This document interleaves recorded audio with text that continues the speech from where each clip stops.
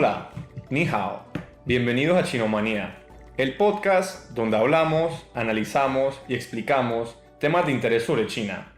La dispersión del nuevo coronavirus no solamente ha afectado la salud pública, sino que también ha causado una disrupción en la economía global. Como parte de las medidas para mitigar el virus, múltiples estados han cerrado fronteras, suspendido eventos de grandes multitudes, incentivado a sus trabajadores a que laboren desde casa y suspendido clases. Poco a poco, todas están entrando en cuarentena total, poniendo así en pausa muchos sectores de la economía. Las medidas gubernamentales en conjunto con el pánico causado han resultado en caídas de demanda y de los vínculos comerciales, una reducción de turismo y viajes de negocios globales, una interrupción en suministro e insumos de salud. Debido a la incertidumbre causada, los mercados internacionales se han sacudido, reduciendo así el grado de confianza de inversionistas. Desde el 31 de diciembre de 2019, momento en que China alertó a la Organización Mundial de la Salud de una neumonía misteriosa, el índice S&P 500 ha tenido una caída de más del 25.8%, lo que equivale a una pérdida de más de 3 trillones de dólares. Podemos observar comportamientos similares en otros índices, como el Nikkei de Japón, el DAX de Alemania, con caídas de 2.93% y 36.3% respectivamente este año. En Panamá ya hemos comenzado a sentir las pérdidas económicas, tomando en cuenta que, con pocas excepciones, todas las actividades económicas privadas han estado cerradas. ¿Cuál va a ser el costo a largo plazo de estas medidas? Desde una perspectiva macro, el Instituto de Finanzas Internacionales estima que el crecimiento del Producto Interno Bruto Mundial podría ser tan bajo como 1% para el año 2020. Comparativamente muy por debajo de los cálculos del Fondo Monetario Internacional que colocaron el crecimiento del 2019 en 2.9%. Otros, como la calificadora Moody's, no son tan pesimistas, reduciendo sus pronósticos de 2.4% a 2.1% para el año 2020. Lo que es cierto es que los efectos económicos causados por el virus todavía están desenvolviéndose. ¿Cómo están reaccionando las personas a este cisne negro? ¿Qué impacto tendrá esto en nuestras finanzas personales? ¿Y qué debemos hacer ante este cambio de panorama? En el episodio de esta semana estamos reunidos con Álvaro Naranjo, analista financiero de Geneva Asset Management. Tanto él como su industria han sido directamente afectados por el trastorno que ha ocurrido el nuevo coronavirus COVID-19. Muchas gracias por estar con nosotros. Gracias a ti y a todos por tenerme en su programa. Comencemos por hablar un poco sobre cómo se compara esta caída con otras pérdidas grandes en la economía global que hemos sufrido, simplemente para entender el contexto de lo que está sucediendo en este momento. Es decir, la podemos comparar a la crisis hipotecaria del 2008 o alguna otra crisis financiera que ha sucedido en los últimos años. Sí, básicamente yo creo que lo que ha hecho hasta este momento, porque no sabemos la magnitud de hasta cuál va a ser el impacto, es lo rápido con lo que ha pasado. Eso sí te puedo decir que no ha sido como algo sin precedentes. En la crisis del 2007 fue diferente porque fue más lento. Primero quebró un banco, después quebró el otro y así se fueron las aseguradoras y digamos que en ese momento la culpa la tuvieron los bancos americanos. Entonces la gente estaba como muy rabiosa con los bancos americanos. En este caso no ha pasado ni un mes, creo, 25% los mercados, como bien dijiste, es algo impresionante. Digamos que esta semana llegó a estar menos 31%. En menos de un mes, eso no lo habíamos visto nunca. ¿Y las soluciones que se encontraron por ejemplo, la crisis del 2007, serán las mismas que se van a utilizar para esta crisis o qué crees que se debe hacer diferente para poder lidiar con ella? Pues yo creo que eso viene desde la Gran Depresión en que pues ahí cometieron un error en temas monetarios, pero para el 2007 se tomaron las medidas correctas en Estados Unidos y ayudaron a sostener las economías. Y entonces aquí ya tomaron los pasos de la economía que usaron para solucionar todo lo que pasó en el 2007, pero de una manera todavía más impresionante. Yo recuerdo que en el 2007 comenzaron a bajar, o sea, las respuestas más grandes han sido dos. Comenzaron a reducir las tasas de interés para poner el crédito barato para todo el mundo. Yo recuerdo que en la crisis del 2007 pues las fueron bajadas paulatinamente, pero recuerdo que la bajaron en una sola vez, la vez que más la bajaron creo que fue en 0,5%. O sea, hay unas tasas de referencia, esas tasas de referencia las bajan para que todos tengamos créditos baratos, para que todos prestemos, para inyectar dinero a la economía.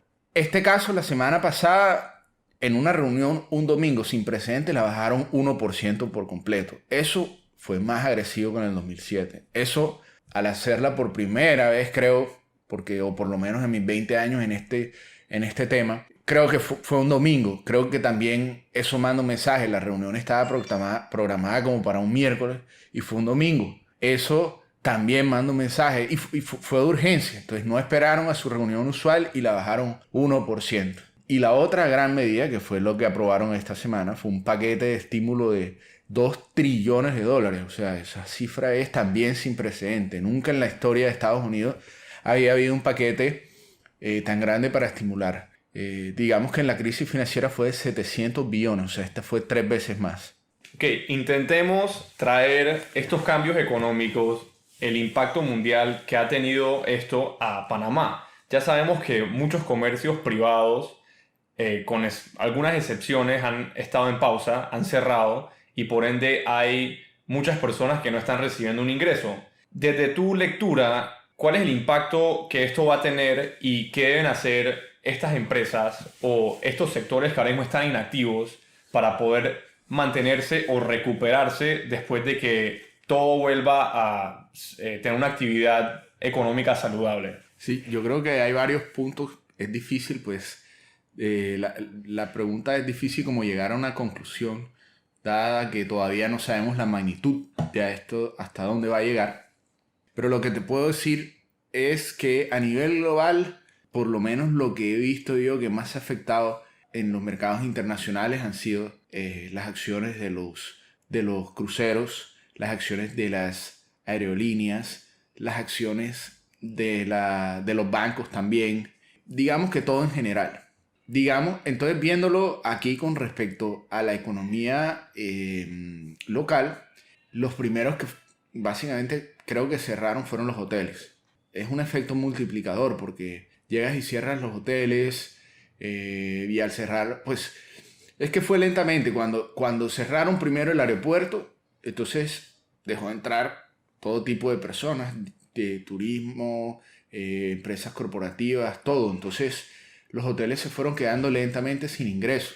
Ya después fueron haciendo paulatinamente el toque de queda y cada vez más fueron cerrando restaurantes, fueron cerrando negocios, la gente ya trabajaba de forma menos operativa, entonces de 30 personas en una oficina iban 5 y así se fue restando la producción. El crecimiento de un país es basado en la producción, es la producción, eso es lo que es el Producto Interno Bruto. Y ahora eso está casi que parado por completo. Entonces, digamos que por comenzar por el hotel cierra y el hotel deja de percibir ingresos, pero tiene una nómina altísima. Entonces, ¿cómo pagas esa nómina? Entonces, obviamente te toca o cerrar o te toca mandar a todo el mundo de vacaciones o simplemente como venía en el arrastre de que no había ingresos, no tienen con qué pagar. Entonces, al gobierno le tocó sacar una suspensión temporal de trabajo, pero eso es grave también porque básicamente es que no les pagas a los empleados por 3 meses y con permiso del Ministerio de Trabajo, y después de los 3 meses el contrato sigue como si no hubiera pasado nada. Entonces, digamos que por ahí mandaste, el punto del ejemplo es que mandaste a 120 personas para su casa sin sueldo. También después vino Copa. Copa empezó, pues cerraron el aeropuerto y seguía funcionando para toda Latinoamérica, pero empezaron a ir cerrando fronteras y cerrando fronteras y aún no había toque de queda total en Panamá, pero seguía operando. Y la acción pasó de 110 a 30 en un mes. Eso es más de un 70%, es una locura. Entonces, Copa tiene 10.000 empleados. Es el mismo empleador del canal. Y entonces ahora tomaron la medida de que pararon por completo sus operaciones, y lo cual es hasta mejor porque pues, estaban volando todos esos aviones sin nadie. Los aviones empezaron a volar vacíos y pues entonces así dejan de gastar dejan de gastar gasolina y dejan de pagar peajes, dejan de pagar aeropuertos, gastan. Entonces, ahí tienes otros 10.000 empleados. No sé cómo estarán manejando ellos ese tema, pero así han habido muchas empresas. Yo creo que el tema en, en temas económicos todavía es muy difícil cuantificar qué va a pasar. Todavía no sabemos cuál es la magnitud de esta crisis porque actualmente las compañías están trabajando por teletrabajo o algo, pero de lejos están funcionando, delivery, y vamos a ver hasta dónde llegan las medidas. ¿Cuál es la medida de solucionarla? Estados Unidos lo puede hacer porque tiene Banco Central, y ellos pudieron bajar las tasas e imprimir dinero, que es lo del plan de estímulo. Yo creo que Panamá está tomando las medidas que puede, está maniobrando. Hay un factor muy, muy interesante, y es que yo estaba preocupado porque como venían sin plata del gobierno pasado, entonces ahora cómo iban a hacer. Pero lo que sí me sorprendió fue que salieron a emitir bonos en los mercados internacionales. El primer país en Latinoamérica durante el coronavirus, y con unas condiciones que yo me quedé sorprendido. A 35 años, rindiendo 4,5 o 4,75. Creo que fue 4,5. Y esas son unas condiciones muy buenas, que yo no pensé que durante esta coyuntura, con el mercado bajando 25%, pudiesen llegar a conseguir, pero por lo menos ya sabemos que tienen 2,5 millones cash. Lo otro es que van a poder accesar a los fondos del Fondo de Ahorro de Panamá a través de una figura financiera que ya es una explicación un poco más, pero digamos que van a poder acceder con ellos como colateral, y van a modificar el presupuesto del Estado por 2.000 millones. Así que yo creo que van a estar desviando fondos de lo que era antes para un subsidio o para otra cosa. Van a tener que estar redireccionando para gastos que tengan que hacer relacionados con esta crisis. Entonces digamos que eso es el ejemplo. Y para concluir en cifras y para poner el desempleo, pues por supuesto que se va a aumentar. Y el PIB, yo creo que después de muchos años de estar creciendo positivo, yo creo que pues tenemos que estar listos para ver un año de crecimiento negativo. Pasemos ahora a hablar un poco sobre las decisiones individuales de las personas, como los inversionistas. Ellos por supuesto que han reaccionado de una manera alarmante, viendo que las acciones en los mercados globales están bajando. ¿Ustedes cómo han respondido a estas reacciones, y las decisiones que han tomado las personas han sido las correctas, o les recomendarían a los inversionistas y las personas que están pues tomando una participación en los mercados globales tomar otra decisión? Bueno, ahí pues la historia, la teoría, la experiencia y lo que uno puede ver hacia el futuro es que las economías son cíclicas y las economías se recuperan, y esto va a pasar. Entonces, si bien estamos ahora mismo metidos en un lío que todavía no se ha solucionado y que todavía no sabemos las magnitudes, yo creo que las economías se van a recuperar. En el 2007 y el 2008 y la crisis se recuperó. No sabemos cuánto tiempo va a tomar. La Gran Depresión, después de las guerras mundiales, la crisis del dot-com, siempre las economías han sido cíclicas y vuelven y se recuperan. El tema es que no sabemos a ver cuánto va a demorar o hasta cuándo. Entonces, lo que hay que hacer en estos momentos es aguantar, tener paciencia, que esto va a pasar, y cuidar mucho la liquidez, y sí, o sea, es eso, aguantar, esperar, las economías se van a recuperar. ¿Hay algún sector de la economía que se esté beneficiando de esto, que esté presentando crecimiento? Bueno, fíjate que antes de comenzar con esto, estaba teniendo una teleconferencia por Zoom. Acciones como esas se han ido para arriba, porque son acciones como de compañías que trabajan por internet, y bueno, por ese lado. También he visto compañías también he visto pues, las compañías de internet, algunas, que tienen que ver, por ejemplo, no tanto que se hayan beneficiado, sino compañías que no se han golpeado tanto. Una compañía como Microsoft, que hoy en día tiene su programa de Azure y que tiene todo en la nube y todas estas cosas, es una compañía que se ha preparado precisamente para que en una situación como esta todo siga funcionando. Entonces, compañías como esas se han golpeado menos, pero a todos los va a golpear. Y también, pues, aquí localmente las ventas por el tema de delivery y estas cosas, pero Bueno, ya entendemos un poco más sobre el impacto económico que esto ha tenido en la economía panameña y global. La recomendación, no solamente de analistas financieros como Álvaro, es tener paciencia, es estar en casa, cuidarnos a nosotros y a aquellas personas cercanas a nosotros. La economía es cíclica y va a volver a recuperarse. Entonces tenemos que tener paciencia y tolerancia con todo esto. Muchas gracias por haber estado con nosotros, Álvaro. muchas gracias a ustedes. La palabra en mandarín de esta semana es Ta Liu Xin Ping, que significa pandemia. Como repaso, la palabra de la semana pasada fue Xin Xin Guang Zhuang Bing Du, que significa coronavirus.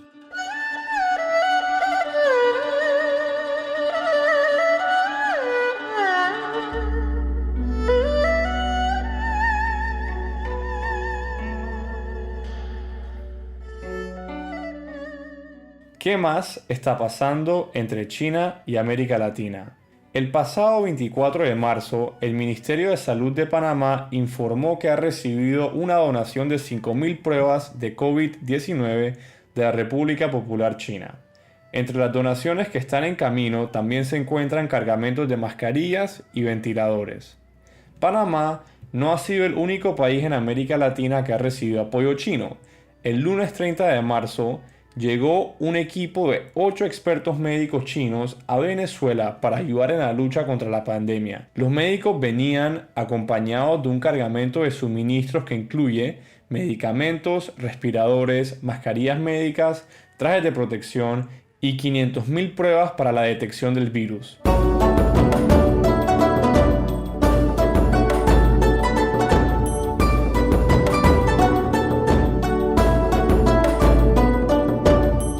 Me pueden seguir en mi cuenta de Twitter en @sebasnarjo, a Álvaro Naranjo en @álvaronaranjov, ya que su segundo apellido es Valencia, entonces @Álvaro Naranjo V, donde podrán ver sus artículos económicos y opiniones sobre la economía en general. Me despido desde Ciudad de Panamá, hasta la próxima, 再见.